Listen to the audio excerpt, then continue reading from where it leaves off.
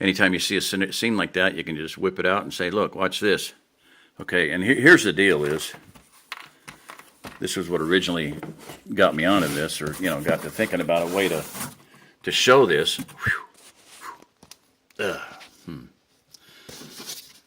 Is that you've got a sunset right there, and you have somebody put their fingers, this is what I've been trying to get across to everyone.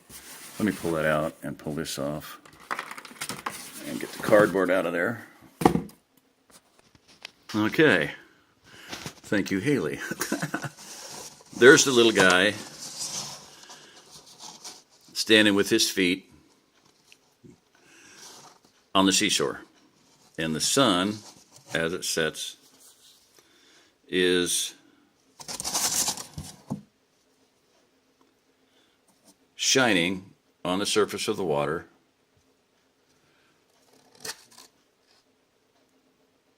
Right to his feet the whole time. Doesn't stop. Flat surface. Look at a puddle on a flat street. You can see headlights in it. It's flat. If it was curved, and water's never curved, it wouldn't do that. Okay? So now, and I wish I could, maybe I could use a laser to show that. Okay?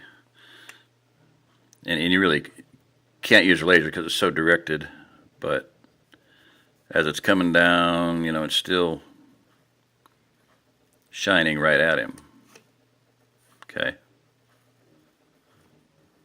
No matter what angle it is, it's going to be, some of that light is going to be seen at his feet. Okay? So now you change that to a globe, and this is easily done.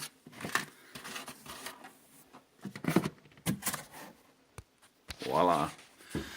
Easily done with a few push pins.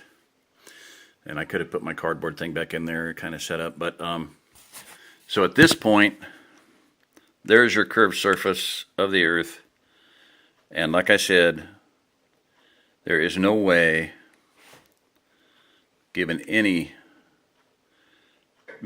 common sense, reality, basic science, that this light is going to get anywhere past halfway and cause a reflection all the way to his feet and to his eyes.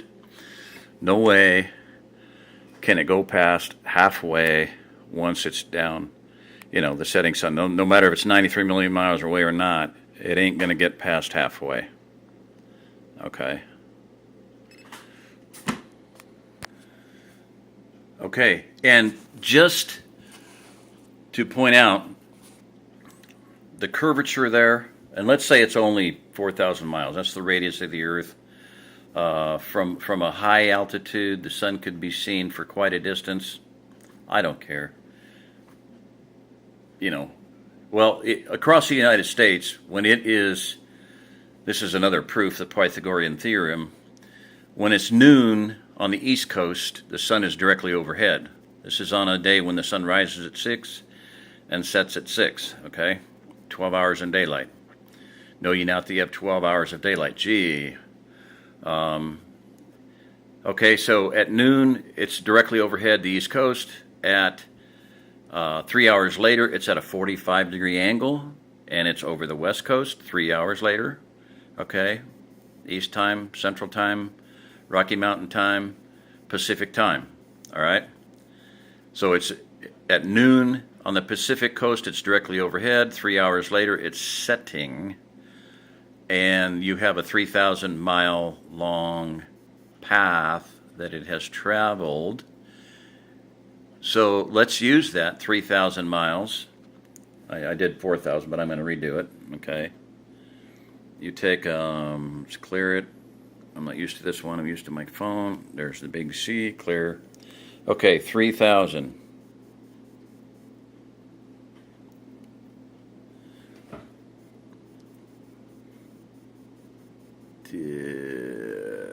Clear X, okay. Times 3,000 equals 9 million. Okay, times the magic number that they give us for the globe, 0.666. You would think some believers would wake up with that one. That is the fact. 8 divided by 12 is 0.666, okay? So now we got to divide by 5,280. That gives you the answer in feet. 5,280. 1,135 miles of curvature should be in play, okay? So across the United States, there should be 1,000 miles. What's the tallest peak on the, let me double check that just to make sure. Okay, 3,000 miles. I mean, it's just so unbelievable that it's absurd. 3,000 miles times 3,000 miles equals 9 million, okay. Multiplier times 0.666. Okay, and that equals 5,990,500 whatever. So it's two-thirds of our original answer. Okay, and then divide by 5,280 to get our answer in our American way of life, speech, figure of speech, number, whatever, nomenclature. Okay, so we across the United States, we should have 1,135 miles of curvature. There should be a peak, Kansas, Nebraska, somewhere in there, of 1,000 miles. Do you have that? I don't think so. What's the tallest mountain in the world, people?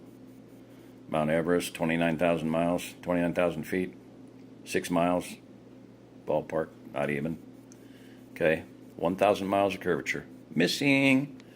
Okay, so across, what I'm getting at is from Hawaii to the setting sun across the Pacific Ocean, you have a hellacious, let's say it's only that, 1,000 miles. So for 1,000 miles beyond that midpoint of the peak of the curve of the Earth, you would have zero light. You would be in darkness. You would not have any reflection of light to your feet, touching your little toes, touching the seashore, which you do have in reality. I think I've belabored this point enough, but since I have 2 minutes left, let me say a little bit about the Pythagorean theorem. At noon, East Coast, suns are overhead. At noon, West Coast, suns overhead 3 hours later. And given the Pythagorean theorem, the sun is now at a 45-degree angle from the East Coast. And so you know from simple geometry that all angles have 180 degrees. 60, 60, 60 in an equilateral triangle. Well, now you have 45 degrees. You have a 90 from the sun directly overhead, and on the west coast, a 90-degree angle. That leaves exactly 90 degrees in your total of your triangle. Subtract 45 from 90. What do you have? 45. You now have both legs must be equal of your triangle that you have. So your angle from the sun to Boston, or from the East Coast to directly across the land, is 45 degrees. The angle from the West Coast up to the sun and across to the East Coast is 45 degrees. Those legs must be equal. We're talking ballpark 3,000 miles. Pretty simple. When I saw that, I was blown away. I said, I know geometry. I understand that perfectly. There is no escaping that. It is perfect, solid, unbreakable. You can't dispute it. You can't argue with it. End of story. A squared plus B squared equals C squared. Pretty close to 3,000 miles. So this is Jerry Diamond with How to Get Out of Babylon and Flat Earth Homeland. If you're listening to this, you are the remnant. Thank you very much.